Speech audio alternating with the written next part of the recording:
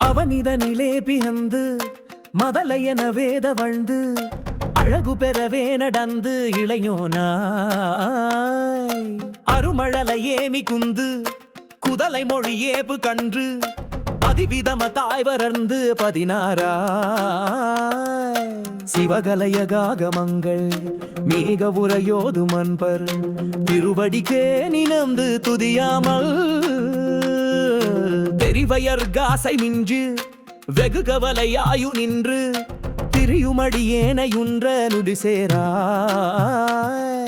மவுன உபதேச சம்பு